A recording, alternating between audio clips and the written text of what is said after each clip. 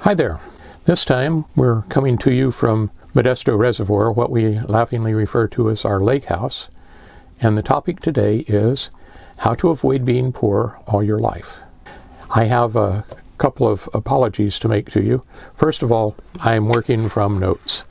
I've always made my videos, or almost exclusively made my videos, as though I had been asked a question by you and I was simply answering that question as though we were in a back and forth conversation. I can't do that with this topic because there are a lot of details and all of the details are important. So I'm working from notes, so I apologize for that. Also, I'm going to say don't do this and don't do that and don't do the other thing, and I try hard not to do that. I like to be positive and say do this. This is a good idea. These are good things. There's a few things I'm going to say you should do this. Unfortunately, a lot of the things that I'm going to say are going to be don't do this. I hope you'll forgive me for my slight negativity on this. With that, let's get going. I've got my tea and my mug I got on the internet. Make common sense common again. Let's drink to that. Here we go. Start in high school. Learn how to budget. Talk to your parents about budgeting. There's lots of books on budgeting. Generally, the whole idea is to manage your money so you know what came in and what went out and what you spent it on. Keep track of your income and your expenses. Be sure to create a rainy day fund. Take 10%. Put that aside. Get a separate bank account for that. You're going to start driving somewhere in the middle of your high school years. You're going to have to buy gas. Those will be your daily expenses, the gasoline and those kinds of things. You have catastrophic expenses that may arrive. A blowout. No one ever expects a blowout. If you have a blowout, you're going to have to buy a tire. That tire is going to cost you around about $100. If you only have $40, you've got a problem. You're also going to have prom expenses. You may have expenses for a field trip here or there. So save your money. You don't have to save it all. Save 10 to 15%. Then you have a slush fund to pay for these unexpected expenses. Develop good language skills. Learn how to read, write, and speak, and spell, and learn good grammar. People don't generally hire people for jobs requiring thinking and logical skills if they say, me and him was sitting at the store. Learn good grammar and then use good grammar. People are watching what you say, and they're watching how you say it. It doesn't matter what you do. If you cannot communicate, you can't perform that job well. Even if you are a programmer, which is a lonely occupation, you're sitting there in front of a keyboard all the time, but you have to be able to talk to the boss. You have to be able to talk to the client. You have to find out what it is that they need to have done, and you need to tell them how you're planning on doing it. These are all communication skills, and they're very important. If you want to develop communication skills and public speaking skills and logic skills, join the debate club on campus. It will give you a lot of training in language. Get a job while you're still in high school. Not only do you get money, which money's always nice, it gives you training in how to work in the workplace. Get the best grades you can. It may lead to a scholarship. And if nothing else, you're going to get the information that they're providing you in a free education. Americans don't understand how extremely valuable this free education is. I see all sorts of students who think that being taught in school is some kind of an onerous task instead of recognizing for what it is. It's giving them survival skills which are going to be very valuable when they're out in the world, and they're on their own out in the world. Don't commit any kind of a crime. There's just no reason to do it. Something like 90% of all felons are caught. Once you have a felony on your record, it's very hard to overcome.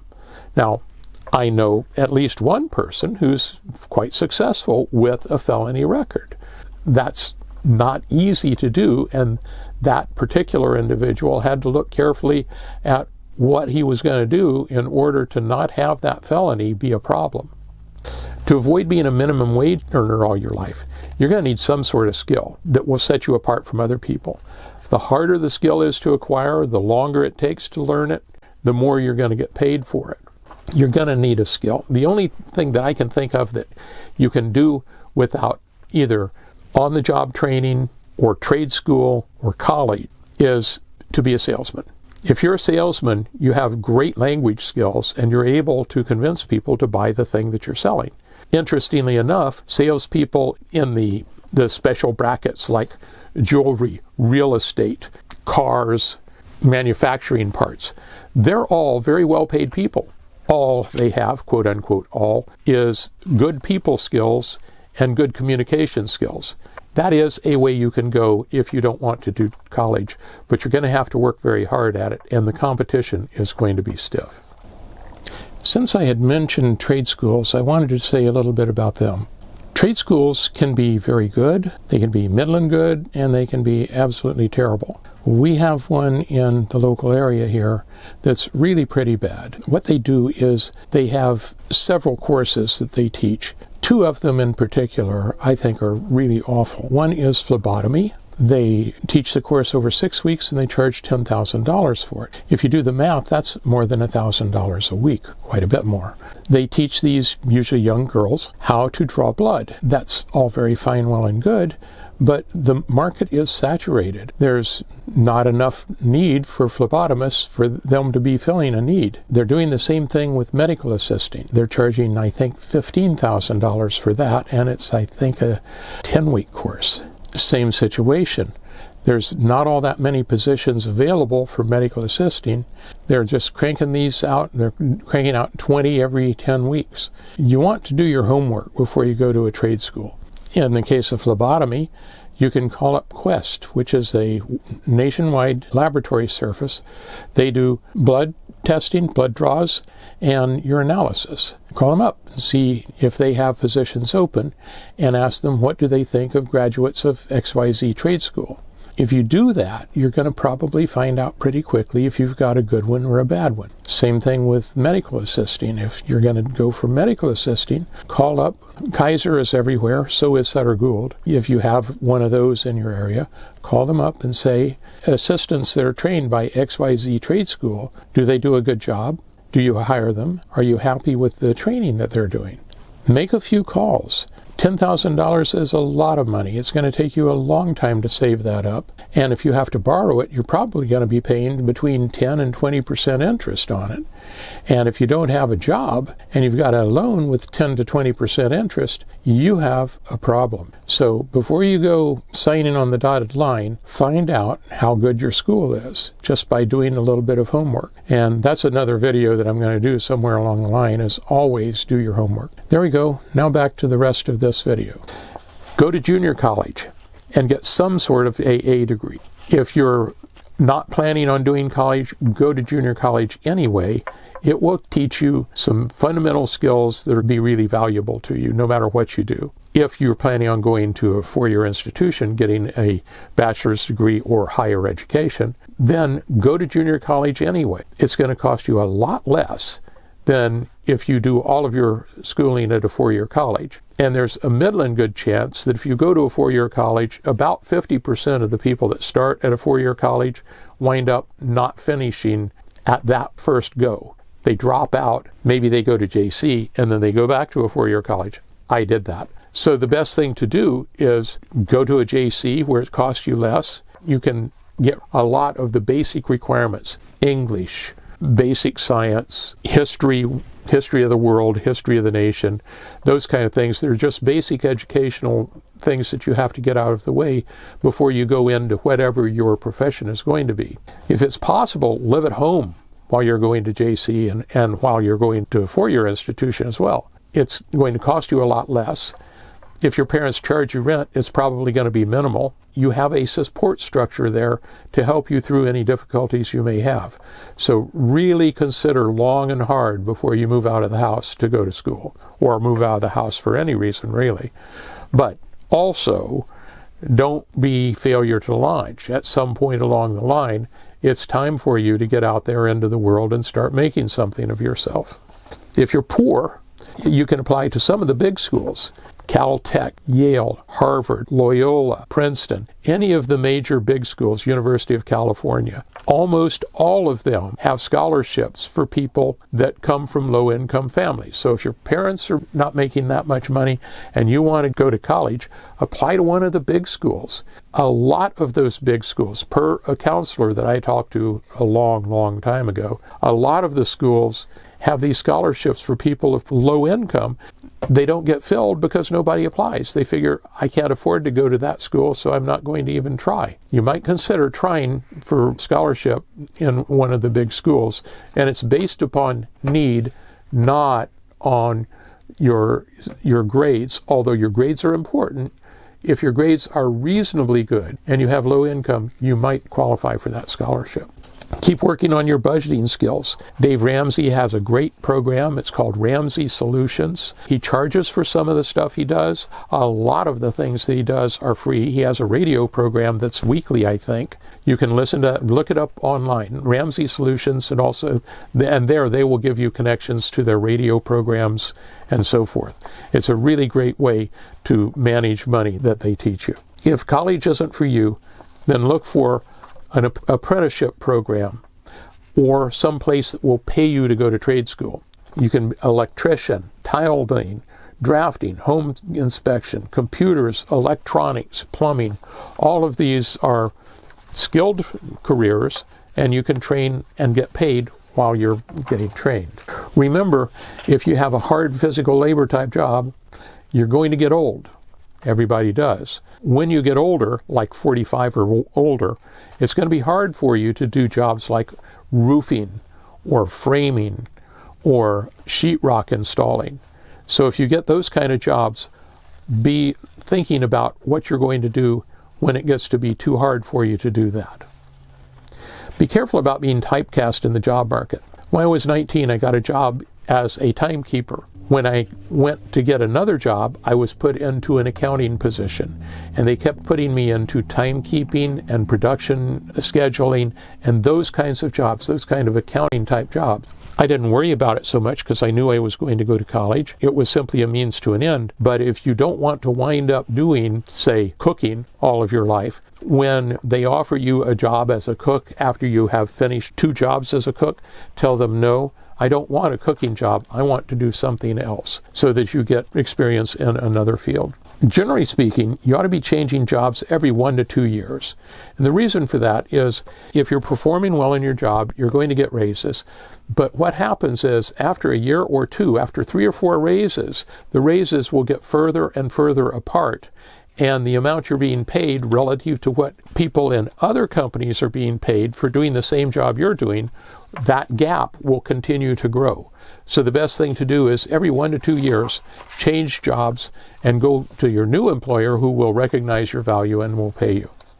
Always be working to be a better employee. The more value you provide to your employer, the more they're going to pay you. I'm going to make another video here. I have a set of rules for success, but that I'm saving for another video.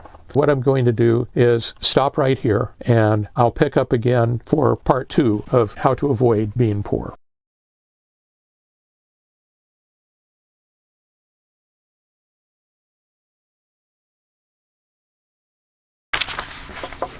Hi, back again, part 2 of how to avoid being poor all your life.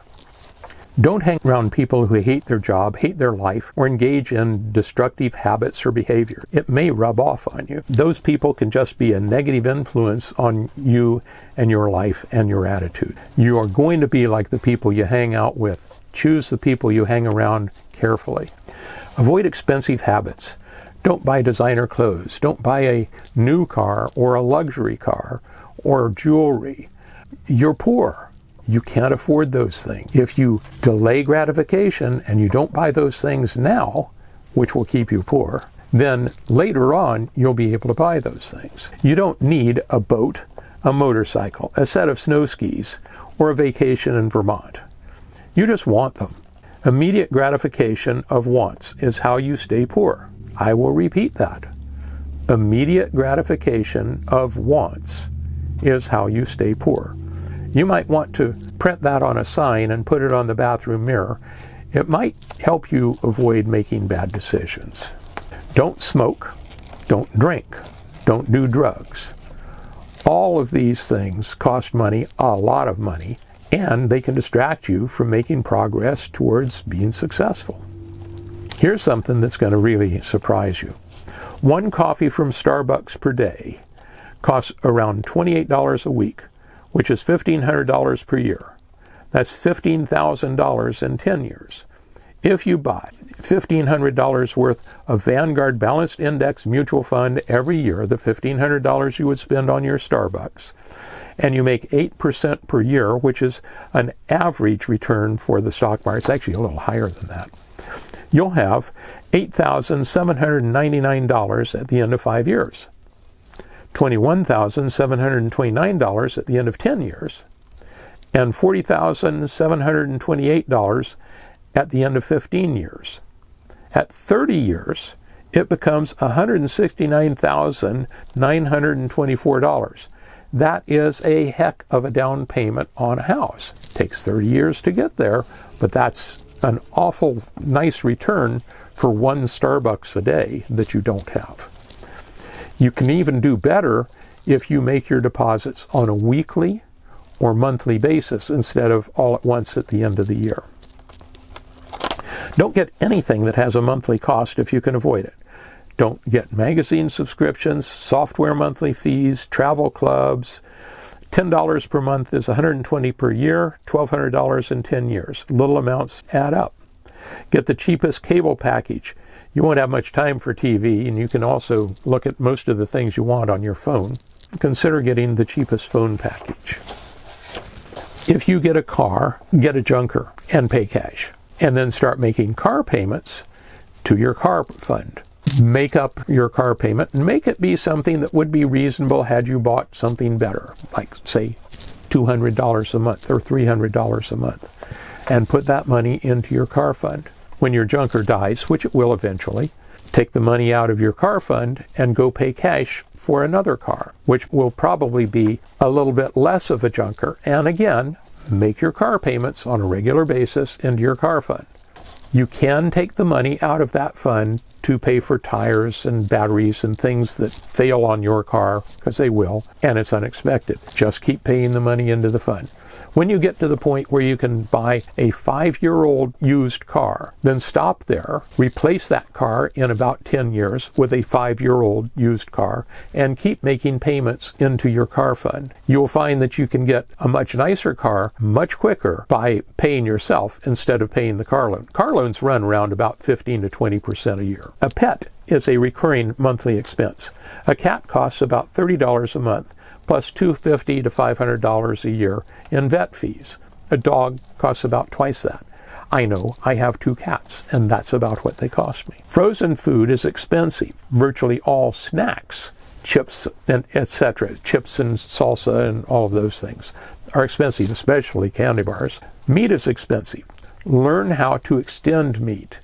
Make casseroles, make soup, make tacos, make meat sauce for spaghetti, make enchiladas. There are a whole lot of ways that you can use a little bit of meat and extend it with other things, and so you still have it in your diet. It is a lot less expensive than having a steak or a hamburger sitting there on your plate. Maintain your health and maintain your weight. Eat healthy. Lots of fruit and vegetables, and take a multivitamin. Also, take vitamin D3 to maintain your immune system.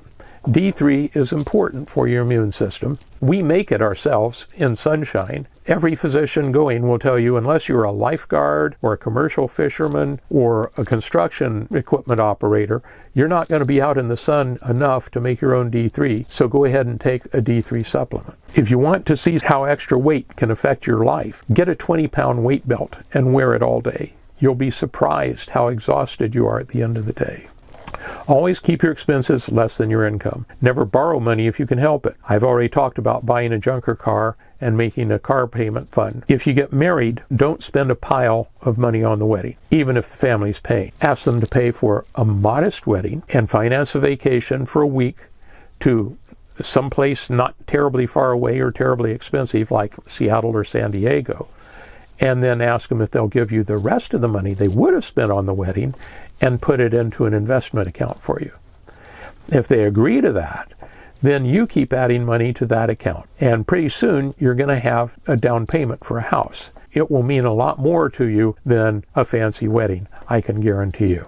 If you're going to buy a house, or if you have a car suddenly quit and you don't have enough money to buy another car, you're going to have some kind of credit to get a loan. Start establishing credit before you need it. It can take months, sometimes years, to establish credit.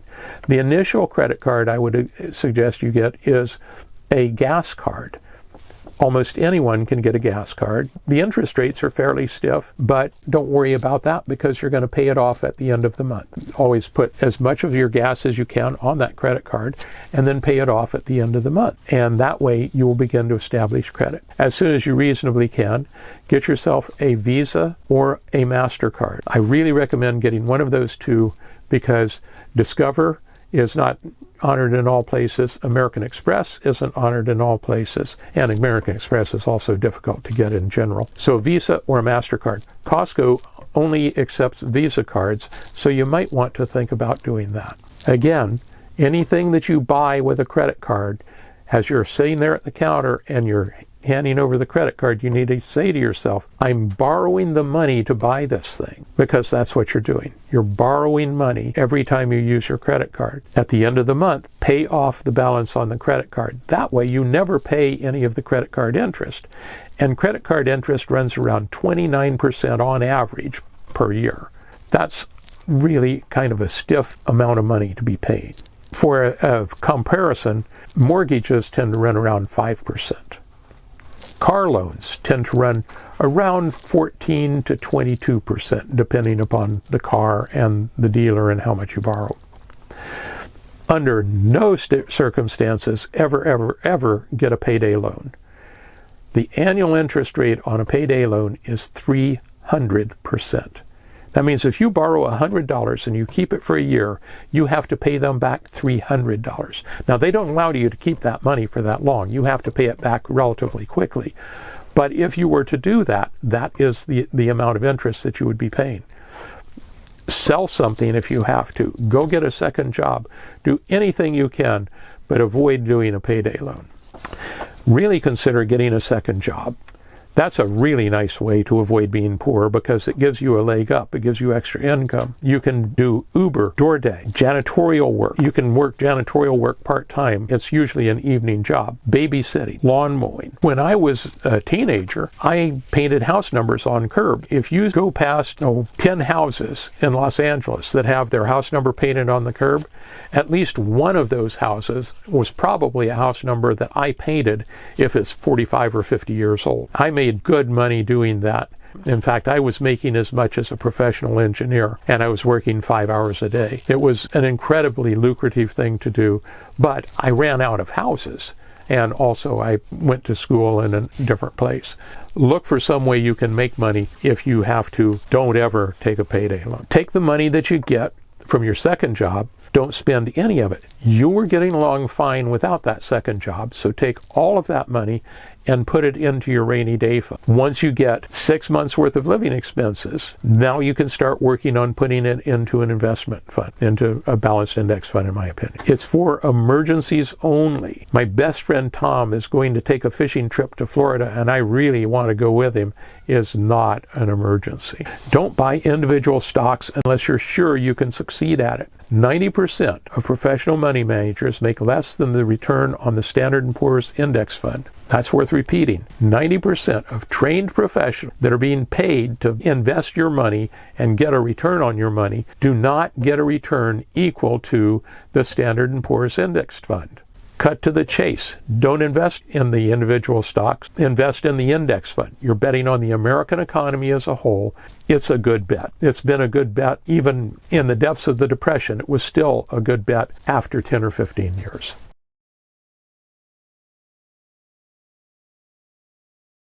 I like Vanguard index funds because they have the lowest expenses. Their index funds have an expense rate of 0.1%. That's 10 cents on $100. It's ridiculously inexpensive as a management fee. Collectibles of any type aren't an investment. If you don't believe me, look up Beanie Babies on the internet. No matter how rich you are, never buy a timeshare. There are lots of companies out there that will have you pay them to get you out of a timeshare. Well, if there's lots of companies that make their business getting people out of timeshares, seems like the best idea is don't get into them in the first place. Improving your lot in life is hard. Being poor is hard. You get to pick which kind of hard you want. If you should be lucky enough to hit the lottery, don't spend more than $5 a month on lottery ticket. Or if you should inherit money, do not go on a spending spree. Take the whole family out for a nice dinner and then take the rest of it and put it into a balanced index fund. And then start adding money to that yourself. You can use it to buy a house, or you can use it to retire. Charlie Munger, the partner of Warren Buffett, said, the first $100,000 is really hard. After that, the magic of compounding starts really working for you, and pretty soon you're rich without even working all that hard. There you go. The first 100,000 is hardest, and I can tell you, boy, is that ever the truth. And if you don't know who Warren Buffett is, he's worth looking up, because he's a fellow that actually started with nothing and wound up being one of the richest people in the world. That's all I have to say about that for the moment. If you have any questions, you can email me at iceguymodesto@gmail.com. And once again, thanks for listening, and have a great life.